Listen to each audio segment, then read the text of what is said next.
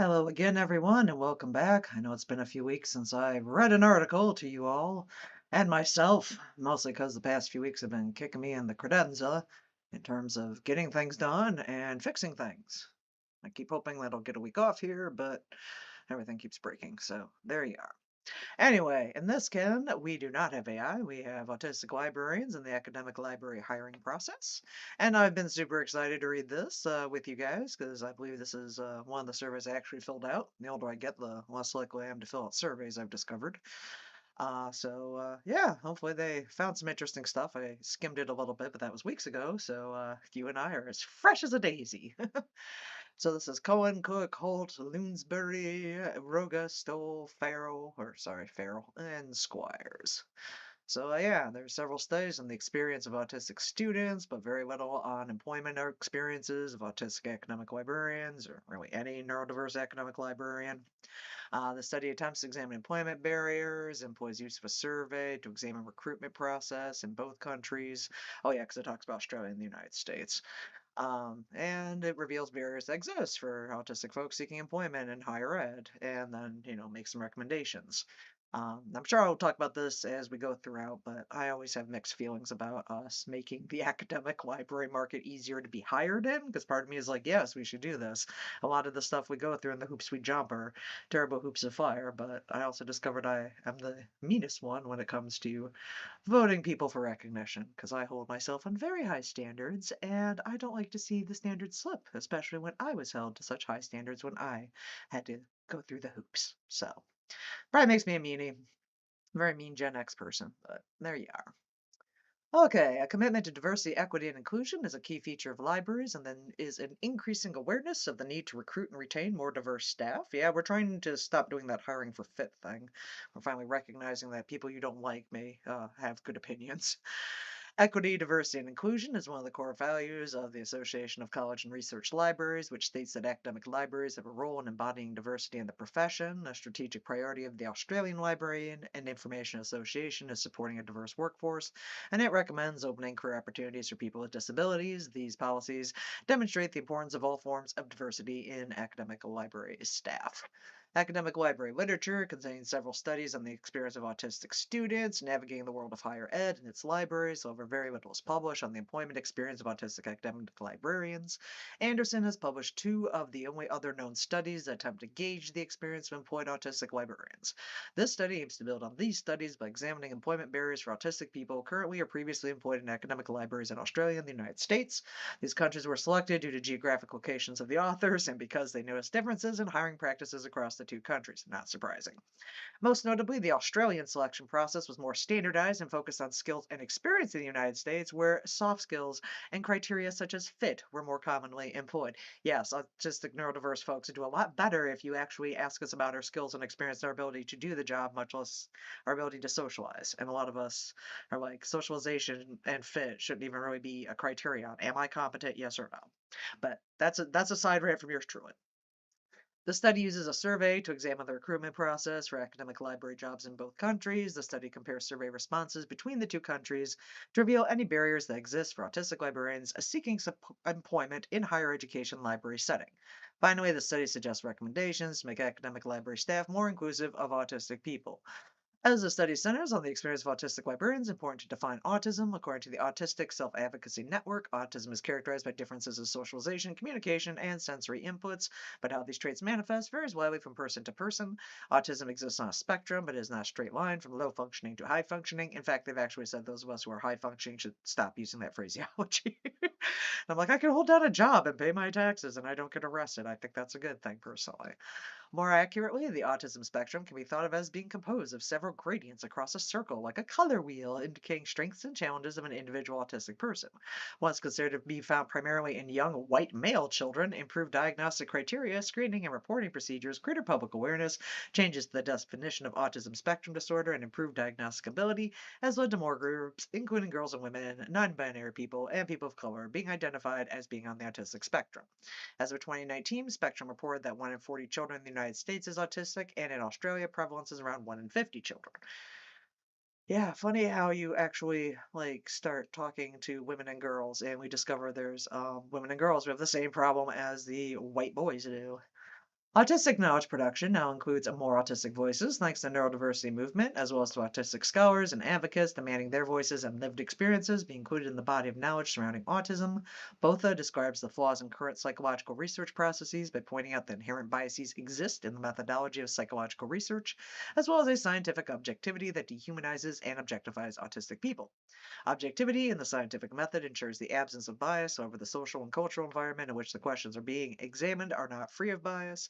The inclusion of autistic voices in autism research has also led to the revelation of a phenomenon called camouflaging or masking, which describes the behavior exhibited by autistics who hide their more obvious stereotypical traits in an attempt to fit in with their social environment. Yes, and that causes a lot of stress. Act normal days.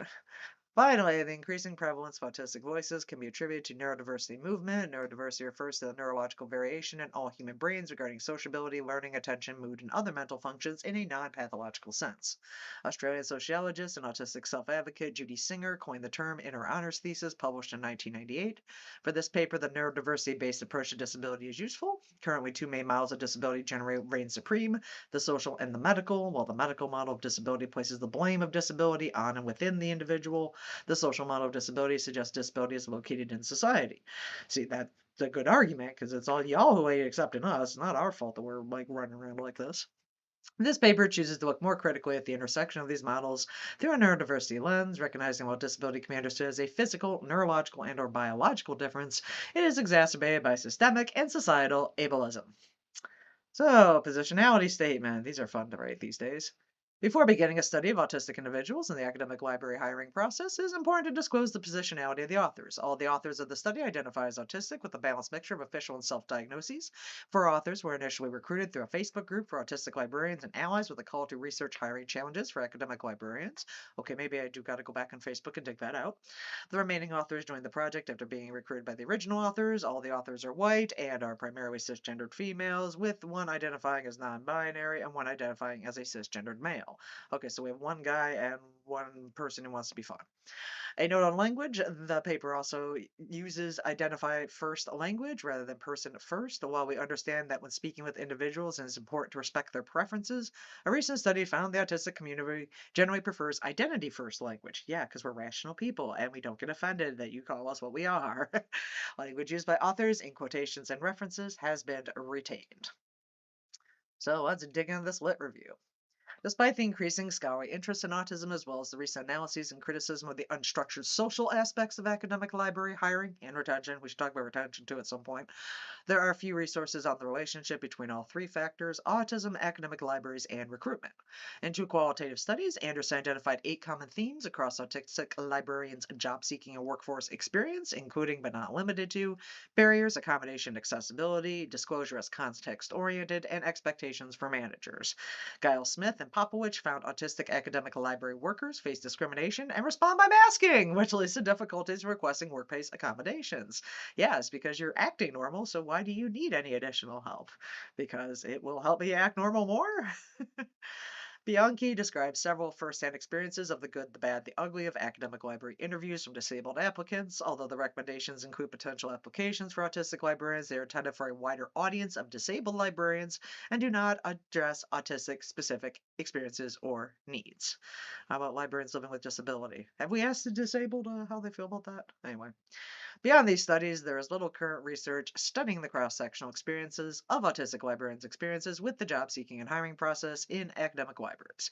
As a result, we first consider the work that has been done in three broader cross-sections: autism and employment, autism and librarianship or academia, and academic library hiring practices. This will provide a strong foundation for later observations and synthesis.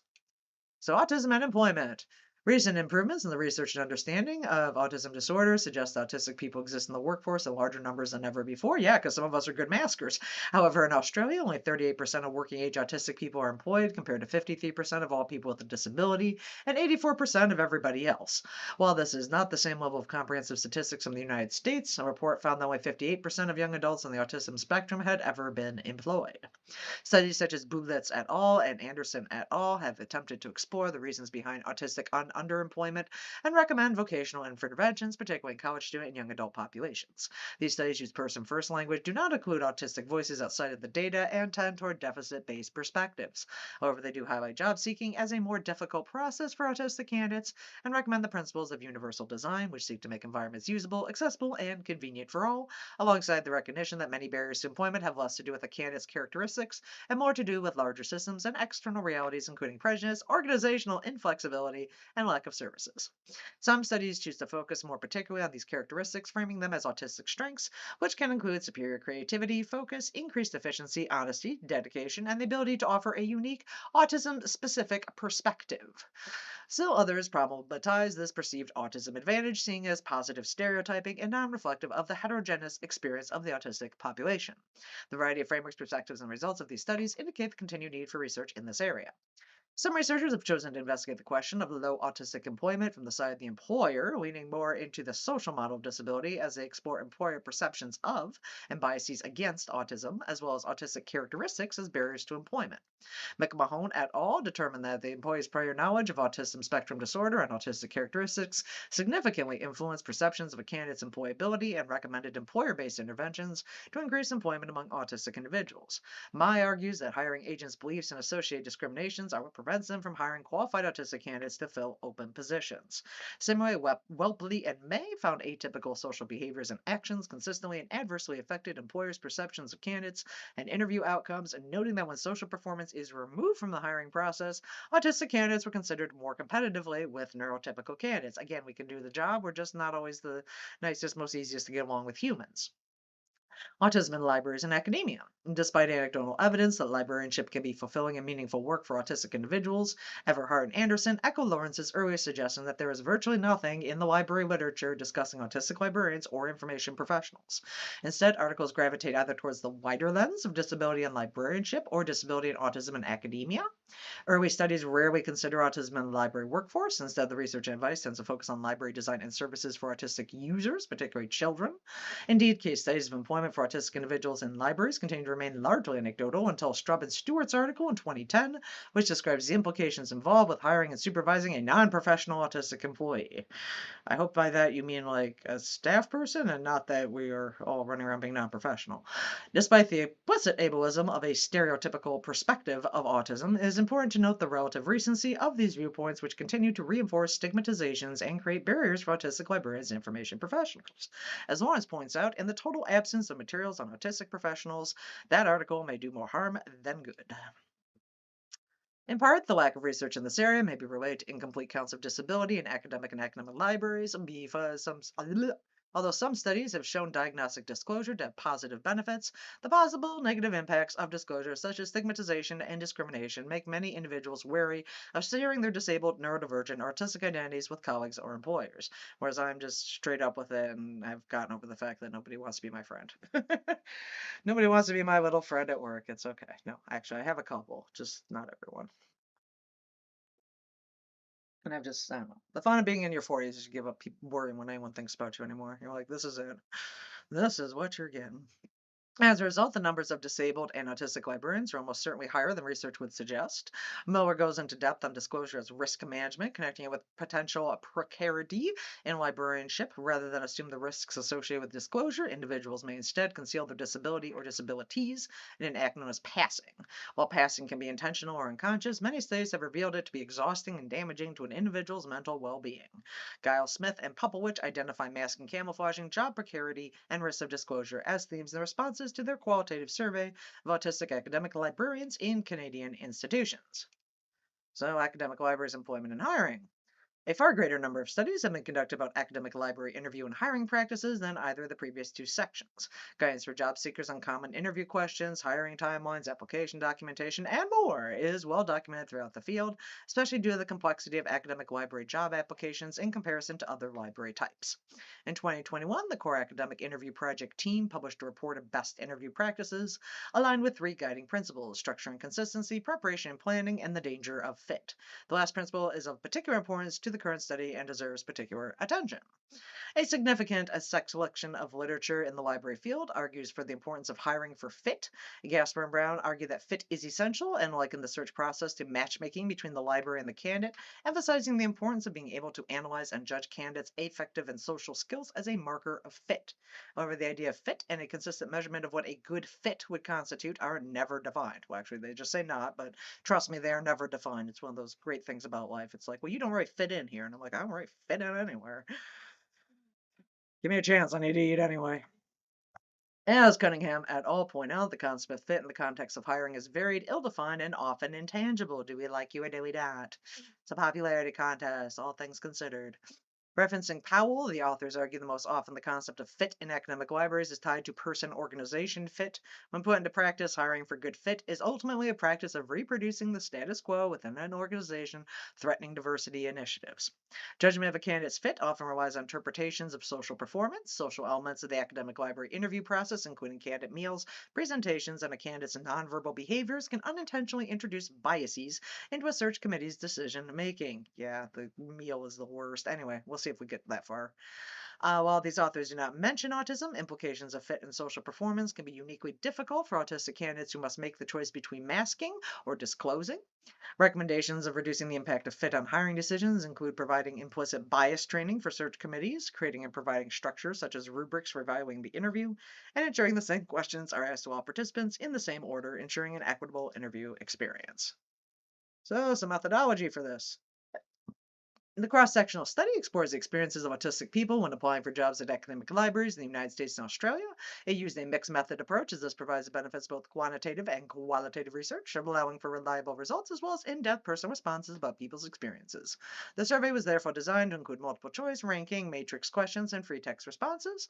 As the research centers autistic voices, only people who identify as autistic were eligible to complete the survey, excluding non-autistic family members, carers, professionals, and library staff. This study was approved by the Ethics Board of Federation University and the Institutional Review Boards of Louisiana State University and Indiana University. Respondents could add their email address on a separate survey to be entered into a random drawing to win one of 30 vouchers worth $25 funded by Indiana University's Library Support Grant. The survey was limited to autistic adults who engaged in the hiring process of an academic library in the United States or Australia. Purposive sampling was used to meet the criteria of the study. There was no desired sample size sought, as it is not known what the proportion of academic library staff of autistic. The survey was distributed through the researchers' social media networks, autism advocacy organizations, and the memberships of professional organizations such as Australian Library and Information Association and the American College of Research Libraries. A link to the survey with the request for distribution was sent to the selected contacts on February 17, 2023, and follow-up requests sent on May 23, 2023. Using Qualtrics, an online service created based on themes around recruitment and autistic people as identified in the literature. Two identical versions were created, one distributed through outlets in the United States and one for Australian outlets. This was to ensure compliance with the ethics approval conditions of all institutions, as well as demographic and background questions. Participants were asked about their education, employment history, their experience with job advertisements and applications, disclosure of autism during recruitment, and free text about how the process could be more inclusive. The data was downloaded from Qualtrics into Excel spreadsheets. Only responses met the inclusion criteria were included in the analysis. Descriptive analysis was only conducted as the respondent numbers were not large enough for statistical significance analysis. So what did we get on the results? Time for tables and fun. When considering the results, it is important to understand differences between recruitment processes in the United States and Australia. In the United States, most library positions require an American Library Association accredited master's degree in library science. The recruitment process usually begins with a job advertisement requiring a cover letter, resume, and list of references. When selected, candidates usually attend an initial remote interview followed by a final on-campus interview, though not all institutions follow this exact process. In Australia, universities set their own recruitment processes. In general, applying for a role in an academic library requires submitting a resume, cover letter, and written responses to selection criteria, followed by an interview of about 1 hour in which identical questions are asked of each candidate. I like Australia. That sounds a lot simpler. Respondents showed a variety of demographic characteristics, majority female and white, with greater variation in respondents in the United States because we're a more heterogeneous country. Most common age range was 35 to 44. The respondents from Australia were younger than those from the United States. Most held a master's degree. However, in Australia, this was less pronounced. Overall, self-diagnoses and official diagnoses were almost equal, but in Australia, participants were more likely to be self-diagnosed. We have exciting tables of characteristics. There were 31 survey responses from Australia, of which 26 met the inclusion criteria, and 91 survey responses from the US, of which 83 met the inclusion criteria. 13 respondents from the US and 4 from Australia did not complete the survey fully, resulting in partial data for these participants. Results were calculated according to the number of responses received for each question. Most respondents worked in academic library. Clap, clap, clap. Half of Australians are relatively new to the library workforce, while respondents in the United States have been working in libraries longer. Not so surprising. The number of applications submitted for academic library roles ranged between 0 to 100, and the number of interviews between 0 to 40. I feel ya. I feel ya. Oh, do I feel ya? Anyway, indicating the challenges. Oh, sorry. While most had submitted 1 to 10 applications, there were 21% who had submitted over 30. I can feel you. Indicating the challenges of securing a job in academic libraries. Most respondents had attended to 1 to 5 interviews. United States respondents were more likely than Australians to have attended a larger number of interviews. Yeah, I don't know why that is, but they do like to put you through the interview hoops when you're looking for a job. More exciting graphs. Information sought from to evaluate acceptance. So most common items looked for to evaluate autism acceptance in library and institution were support services available to neurodivergent staff and students, and diversity statements or programming. Six respondents in the United States also looked for the language used about neurodiversity or used word of mouth and informal conversations to gain insights. And information sought or wished for. Most common information looked or wished for by respondents were the possibility of remote work, ding ding ding, flexible hours, ding ding ding, and requirements and duties of the role. Yes, please don't be vague. Don't be vague when hiring the autistic. We want to know what we actually have to do. 7 respondents from the United States indicated they looked for other things, including self disclosure of employees, university documents addressing their approach to autism, deficit centered versus person centered, realistic criteria for candidates, and the amount of time per week needed for interactions like phone calls and meetings. Yes, can I work by myself and be left alone? I do best. I do best if you just leave me alone to do my magic. I promise. Application process. So, the most common job interview activities undertaken by Australian respondents were submitting the resume and cover letter, a phone or online interview, and written responses to questions. Only one had an interview more than a day long. Ooh, that sounds worse than day long interviews. And only 2 had social events. Oh, it must be nice being in Australia. You guys sound so logical. In the United States, the most common tasks include submitting a resume and cover letter, phone or online interview, and a presentation. The least common task was written responses to questions or prompts. Yeah, I kind of wish we could have that option. But no, they make us present and talk to people. And, even if you're going into tech services and you're probably not going to be doing one offs all that often, they're still like, no, we need to see presentation. We need to make sure you can talk to people. When analyzing the survey question that asked respondents to rank what activities they found most and least challenging, it's important to remember that responses were not the same across all who replied to the survey. Some people only ranked 1 or 2, while others ranked several. Therefore, the study only reports items that were selected as most or least challenging in each country. Submitting a resume and a cover letter was most often selected as the least challenging activity for both the United States and Australian respondents. And now that we have AI, you all should be banging out cover letters like crazy. I hate writing cover letters. Got to customize them for each one, and inevitably I forget to change something. The most challenging tasks selected for Australians were interviews, while for response from the United States, it was submitting a resume and a cover letter. Wait, resume and cover is the least challenging, but most challenging was interviews. But the resume and cover was, yeah, okay, the most challenging for us in the United States. Huh? Huh. One United States respondent found an interview with the non-library administration the least challenging, maybe because they don't have an impact on your hiring. While for others, the most challenging was the campus or library tours. While there was an overall trend of activities found most and least challenging, all activities were rated as most and least challenging by different respondents, apart from social events in Australia. I could kind of see the library tour because at least when they did it for me, like it's like one-on-one with somebody, and may not necessarily be the boss. You may have like a break from your dean, but you are walking around with somebody, and it's really hard to come up with like enthusiastic things to say on the fly. So that's my one recommendation.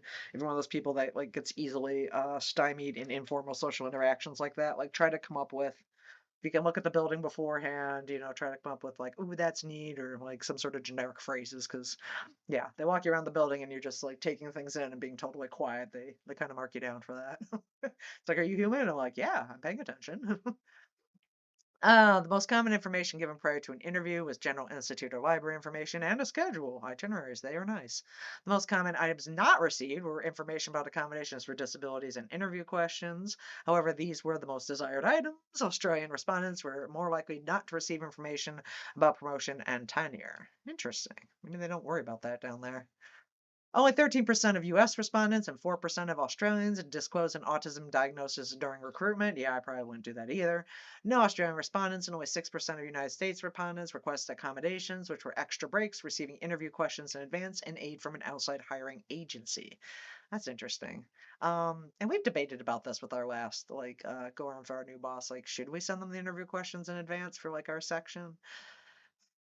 Because personally, I would love that. That's like an excellent accommodation, and not like obviously, if you're job interviewing like on the regular, like the general questions that are always like in every interview, like tell us about a time that you were challenged by da da da da, or tell us what your greatest weakness is. Like you have the standard ones, but like getting asked like some random curveball ones are always the hardest. Plus, like I'm always in my head and super nervous, and I'm trying to like write while people are talking the interview question to me so I can like look at it as well. Although, granted, we've gotten better about that. People will hand you the interview questions so you can at least look at them while they're reading them off to you. At least at our place, because we make long ones. We make multi-parters sometimes.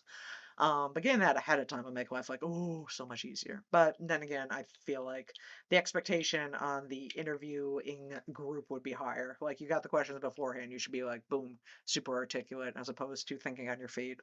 I know my husband and I've gone round and round about this because he's like, people need to prove that they can think on their feet, and especially in like the leadership role. He's like, no, no, no, no, don't baby your boss.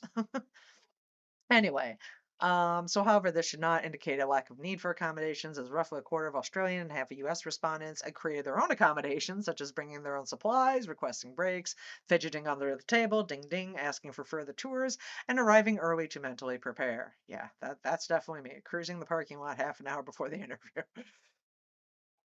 Qualitative data. The survey also asked respondents to address two free text questions. The first asked how recruitment process could be more inclusive of autistic applicants. Comments and mirrored information respondents wished they'd received in advance, such as information about requesting accommodations and receiving interview questions in advance. Regarding making the process more inclusive, many comments were about interview questions, particularly providing them in advance. One Australian respondent stated, I would love to be given the questions in advance. It takes some time to fully get my head around things, and I understand far better in writing. I think it would enable me to better grasp the question entails and answer the questions far more substantially and effectively. Yes, yes, it's a lot easier when you have it in both modalities. Some also expressed opposition to the types of questions being asked, suggested a more task based approach. One U.S. respondent noted, give interview questions in advance, give a written reference test. This used to be the standard years ago. For example, which source would you direct a student to who is looking for pro con arguments on gun control? These types of questions and tests allow autistic people to show off their skills. Instead, interview questions have become much more relational and situational. Answering how you would handle a certain situation on the fly is very hard for an autistic person. Yes, yes, yes. This is like the thing that has driven me nuts, and I've tried to like implement it here, but all my coworkers just think I'm a mean, mean, mean lady. So the one time I was actually allowed to have some input into hiring our technical services, like student workers, I was like, let's give them a shelving test. And they're like, well, they're not going to know how to like walk in off the street and be able to shelve Library of Congress to like call numbers. I'm like, I'm not expecting them to walk off the street and be able to actually do the thing. I want to see what they do, and then you ask them like how they put them in that order, like what was their thought process, and see if they can articulate a thought process that makes sense. Like it's not about getting the answer right in these little like demo shoot, I'm blanking on the name for it. I want to say field test, but there's actually like I want to say experiential interview. It's done a lot in engineering and IT, and it's apparently just not done in education. Education's a lot like sales, where it's like, tell us what you did, tell us what you think you can do, BS us and make us happy and think you're a great person. How you can actually do things, we'll figure that out when you get here. And again, that's why so many people end up in management, because they're great and charming and have a high charisma score, but they can't actually do things. So yeah, agree with that. Agree with that. More field tests. Others commented on the need for questions be asked clearly and one at a time due to auditory processing issues. Yes, the multi-part questions are not great. I agree. That's why we give you the written versions. Some respondents desired a less formal process and a less constricted time period for the interview. The need to understand and accept differences in the mannerisms of autistic people, such as not making eye contact or differing speech patterns, was also noted. Yeah, I'm the person who always like drops her initial. I have an issue with like keeping apparently the primary noun in my sentences, so I'm always like taking this over there instead of saying I will take this. And also I'm one of those people that like has a really hard time making eye contact. The only reason I like even make passable eye contact most of the time is because I spent that year in sales, like learning the whole stare in the middle of people's foreheads trick, which again doesn't totally work, but it's a little bit easier than, taking going directly into your eyes with my eyes. I'm very shy. Okay. This relates on to the over-reliance on social occasions to assess candidates, as one United States respondent succinctly stated, "The job mostly involves sitting at my computer. You don't have to enjoy eating lunch with me." So true, so true. Like, I'm here under my computer, merely troubleshooting. You don't have to like me, it's cool. I make things work. Other things include both acknowledging and actively seeking neurodiverse candidates and making adjustments that would be beneficial to all candidates, not just those with the autism. One of the more common themes of the United States responses centered on the exhaustive nature of the full in person interview. The 58 responses received for this question, over a third mentioned need for breaks and grueling nature of the in person process. As one respondent noted, the full day of interviews plus an overnight stays in unfamiliar places definitely means never going in at your best. Yep, I remember that. And yeah, the full day in-person interviews stink, but then we're again back to you should be able to endure the circles of fire because you may end up having to endure the circles of fire at some point. I don't know. I also think this like the whole full day interviews are also just grueling in general for anyone that's getting into academia. Like I know a lot of introverts who can't deal with that much socialization. They're not autistic. They're just like this is a lot of socialization in one day for me, sort of a thing, and they have to prep themselves too. So um, yeah, I don't think this is going to get into the details of the joy of eating meals with others, but like I feel like we could drop the dinner. The dinner obviously is fun for the search committee because we get to, like go somewhere fancy and charge the card back to the university. Um, so it's a lot of fun for us, but yeah, when you're at like the very end of like your burnt out social battery and you're like trying to go to a fancy restaurant, and in my case, because I'm fat and clumsy on top of being neurodiverse, I spend way too much time obsessing about like if I'm gonna drop a fork on the floor, what can I eat that I can eat that's ladylike that doesn't make me look like some sort of, overly hungry thing. So I have to eat like some sort of salad, and then I have to be like super careful about how I pick things up on my fork, otherwise I'll drop it. And yeah, yeah.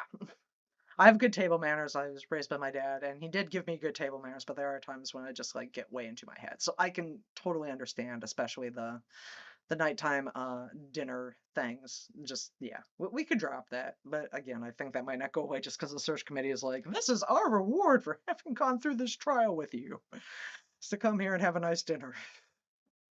So I guess on the plus side, if you're watching this and you're someone who is going to interview for jobs in academia, just rest assured by the dinner, if you're doing a day-long interview, nobody's really paying attention to you nearly as much as you think they are. Like, it's mostly you in your head who's like obsessing about whether or not they're gonna think you're fat for ordering like, an actual entree as opposed to a salad. Trust me, we're all just like we're as tired as you are, and we're probably not like worried about what exactly you're doing or not doing at that point.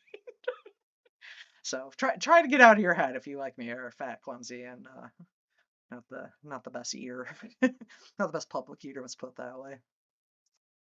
Second free text question asks what respondents wish people knew about recruiting autistic people. That we're great, we're fine. We're not terrible. We're a little weird, but we're not terrible. Though one respondent made the valid point, there is no one way to be autistic. There were themes that emerged. For example, participants wished that recruiters knew autistic people's stress and anxiety levels may be higher than neurotypicals in an interview situation, and that masking to appear neurotypical takes a lot of energy and creates even more stress. One respondent said, I have to turn my brain up to 100 to channel the thoughts, ideas, behaviors, and responses I remember from previous recruitment scenarios and hope they help me seem less anxious about how helpless and ignorant I feel. I wish people knew how much energy it takes to appear as normal as possible when you are hyper aware of how not normal you feel and that is not taken into account or accommodated better during an interview. Yeah, yeah, yeah, significant imposter syndrome. Especially when you're doing like high mask and you're like, act normal, act normal, act normal, so the normal people will accept you, act normal. Respondents also emphasized the need for understanding of autism by recruiters, with one Australian respondent commenting, I wish people had a better understanding of common autistic mannerisms and behaviors and didn't silently judge us for these during job interviews. It was also mentioned the changes autistic people are asking for would help everyone applying for a position. Responders want recruitment to be overall more relaxed and inclusive with clear structure and expectations. They also provide some concrete suggestions, such as being able to provide written responses to interview questions, giving more time to respond, a choice of in person or online interview, and a more practical task based approach. Several respondents also highlighted the need to understand that people with autism are worthy and capable of doing their jobs. As one respondent stated, we're not broken, we don't make bad employees. They challenge the notion of a good fit and wish recruiters are more open to the type of person they consider suitable for the role. One respondent stated, don't make an assumption about what someone's personality is like or their capability to progress based on being autistic.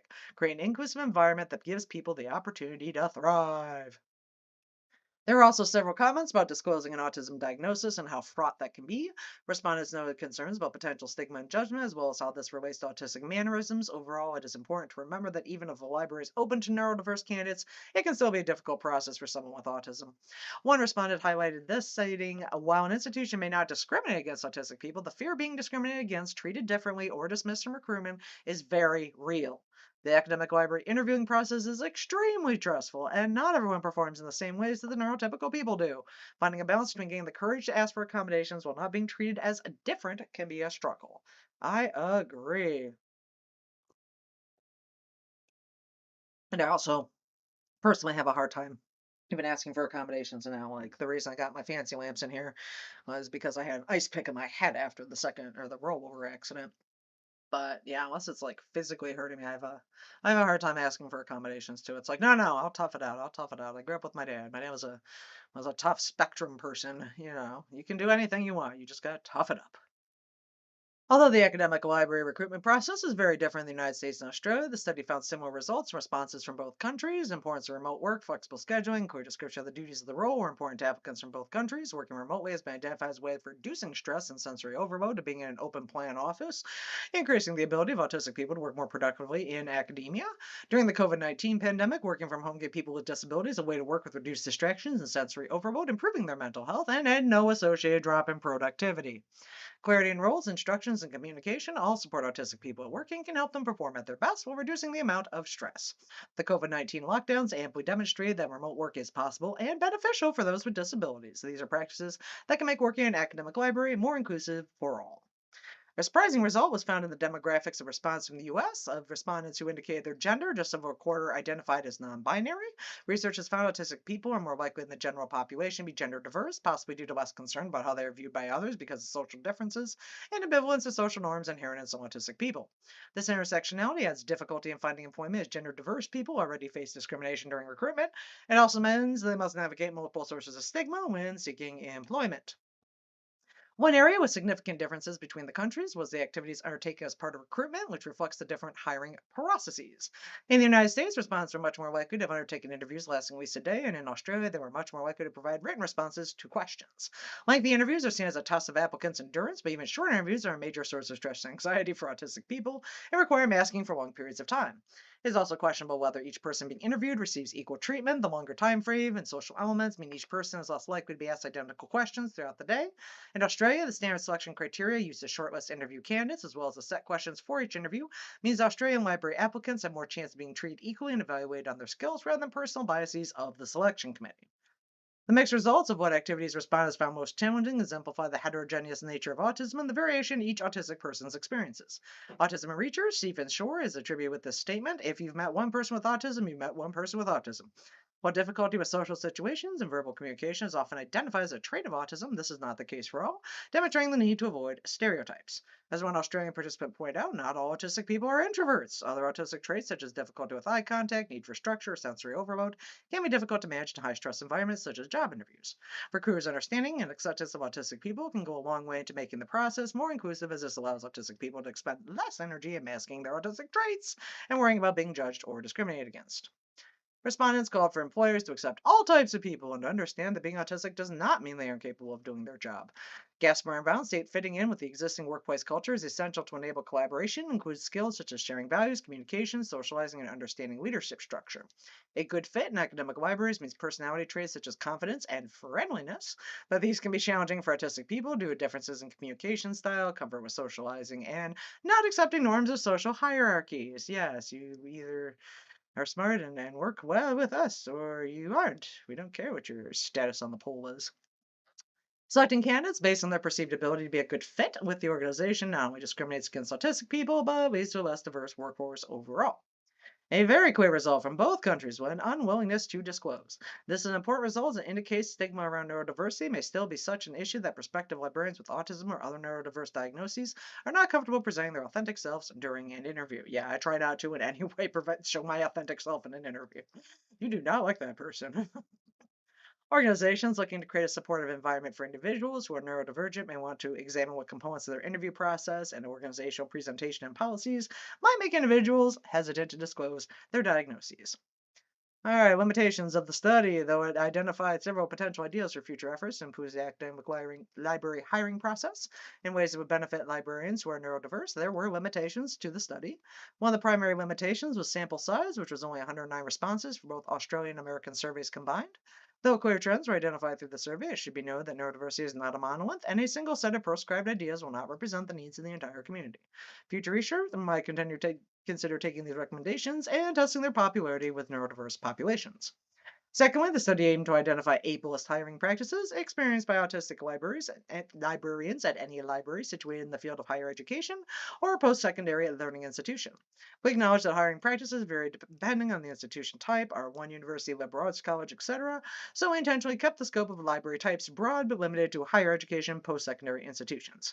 Additionally, we wanted to avoid collecting information that could potentially identify institutions and survey participants.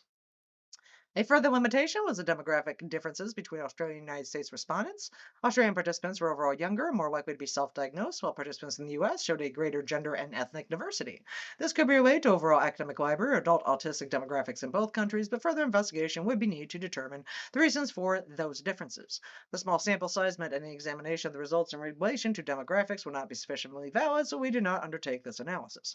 Similarly to a small sample size, the survey respondents overall were not overly diverse in racial identity. Cooper and Kennedy have identified that autistic people from ethnic minorities experience additional barriers in the workplace and recruitment. Though this may be explained with the overwhelming whiteness in the library profession, future research should seek to more purposefully examine the experiences of neurodiverse librarians of color.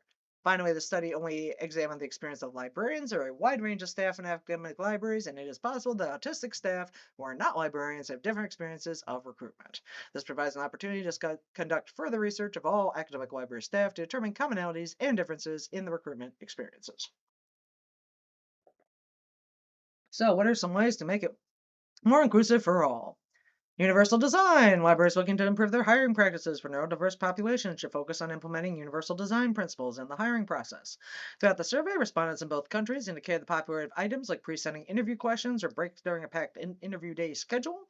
If accommodations are offered to all candidates, it will reduce the conflict between requesting accommodations and outing oneself as autistic and potentially being discriminated against. These items not only benefit individuals with autism, but can help every candidate be the best version of themselves during the interview. Educate for understanding. The importance of educating hiring committees can reduce implicit bias and increase understanding and acceptance of autistic people. Thus, reliance on candidates' fit and ability to socialize increases equity. Using a practical task-based approach can also increase equity in interviews as this assesses applicants on their skills and knowledge. Clarity and consistency. Using a standard set of interview questions and providing them in advance is one simple way to achieve a more inclusive recruitment process for all applicants. Providing structure and clarity is another way to enhance inclusivity and can be as simple as giving candidates information about the schedule, interview panel, and a campus map. One of our most poignant responses eloquently sums up these recommendations and attitudes, offering universally accessible, flexible preferences for recruitment process without outing oneself. If it is paraphrased as a preference for all people rather than a accommodation for autistic or special needs situations, then all people can participate to the best of their abilities without the fear of bias coming into play. Improving recruitment for everyone can also help lower some of the stigma or pressure surrounding disclosure to receive necessary accommodations among a population that is clearly not at the point of being comfortable discussing their condition. If academic libraries want to help make the interview process more inclusive for individuals with autism, they should implement steps that help both neurodivergent and neurotypical candidates alike through universal design. Data set is not available for sharing to maintain privacy and anonymity of the participants. And then we are down to the references. I'm guessing this is references and appendix. I was actually hoping there were going to be more exciting uh, information from this, but I guess only 109 of us are out there, or at least willing to respond. So yes, professionally diagnosis, self-diagnosed two, quick to write in choice four. Have you ever interviewed? Yes or no? Do you have the degree? Yes or no? Are you currently employed? How long have you worked? How many job applications? How many final round interviews? Do you consider how you will fit in? And what information do you look or wish for? Okay, so here's the list of potential wishes. So, diversity statement, yeah, that's probably me. I don't care about that. Inclusive language, that would be helpful. Equal employment opportunity statement, everybody has that. Mention modifications or assistance, always good. Flexible work hours, yeah. Remote work, yeah. Workspace description, oh, that would be nice, but I don't think I've ever seen those. Plain clear language, yeah, well, requirements, duties, and responsibilities, something else, and I don't look for this whatsoever. What information do you look about the institution? So again, all this exciting stuff. Information about specific people. I do try to search that up, but that's more just so I can like fake connect with you. Old sales skills die hard. Current research on autism by scholars. Yeah, I don't think I've ever looked at that. Partner organizations mentioned. Support services. Which of the following were included? Yep, yep, yep. Rank them as most challenging. Okay, we talked about that. What were you given advance and what do you wish you had that you were given to prepare? Then requested accommodations. Have you created your own accommodations? Requesting break in order to have sensory relief. Okay, yeah, yeah. And what do you wish people knew? And then we get the age and the gender identity, and then we get the statement of everybody. Okay, that was probably a bit too long, but we're actually at 45 minutes. So, what do you guys think about this CNRL article? Do you think this reflects your experience if you're autistic or otherwise neurodivergent?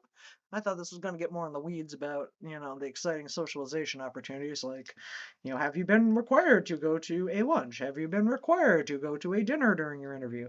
Because that's the other fun thing about the dinner. The dinner is actually the second, like, more fancier part of the eating process. Because inevitably they will usually force you to go have lunch with them too. So heads up, once again, if you're someone doing an academic library interview and you are dreading the dinner, like I always dreaded the dinner, don't worry so much about the dinner. I promise you that is probably the least time anyone concentrates on you at all during the day-long interview process. Everybody's tired and everybody just wants to eat a good meal. And, if you can manage, well, small talk's hard, but if you can manage to keep having conversations with people during the meal, that's what's important. Don't flip out about, like, dropping your dinner roll under the table and having to try and conceal it. As always, most things are, more amplified in your own mind about yourself than about the people around you judging you. So, hopefully this was helpful for someone. Like I said, I was hoping it was gonna be a little more thorough, but, gotta start somewhere. And obviously, it's not a topic that's nearly getting enough research.